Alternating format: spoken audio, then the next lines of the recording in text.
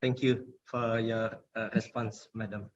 Another questions, which is also, this is my curiosity because you are a great woman and you are inspiring the women in Indonesia as well to be strong like you.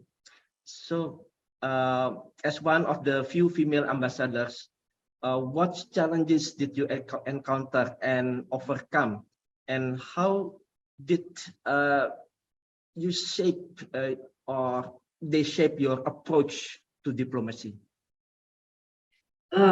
Well, thank you. Thank you for saying that. In Indonesia, you have so many women ladies ambassadors, much more than we have. So, in a sense, Indonesia is much more advanced than Russia. Our foreign service is very conservative, but things are changing. But yeah, but I can say on a positive note that things are changing now.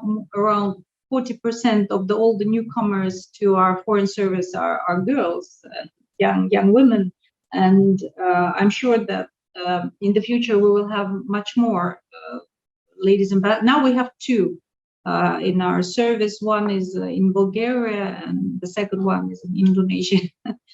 I think actually women are naturally disposed to being diplomats.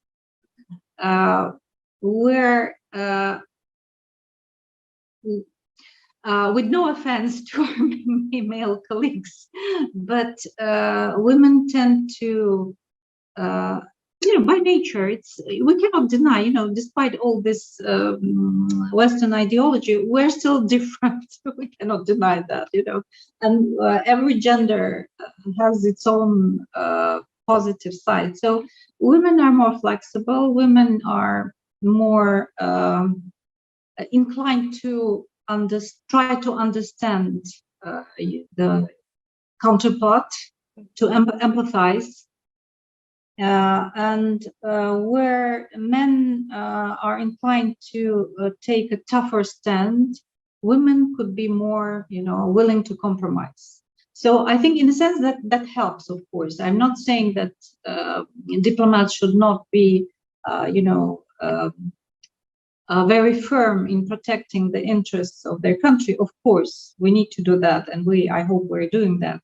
But sometimes you have to be more flexible. Sometimes you have to understand well what your the person or the party you're speaking to wants to tell you.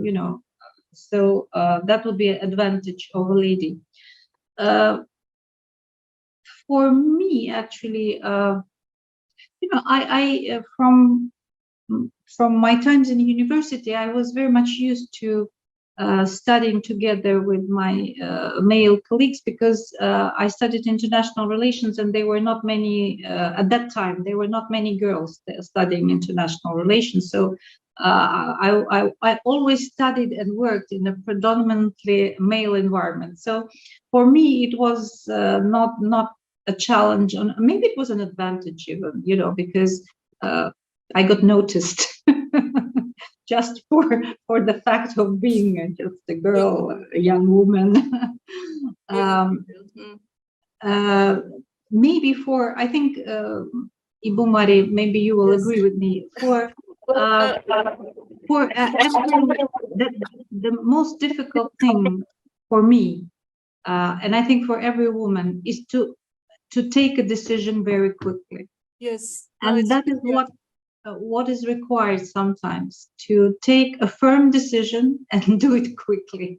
Well, but that could be, that's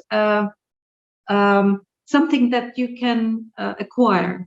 It comes from practice. Of course, you have to have the mindset, but also you can train yourself in not to be afraid of taking decisions, because sometimes we women tend to, let the husband decide. Next time, and let the husband.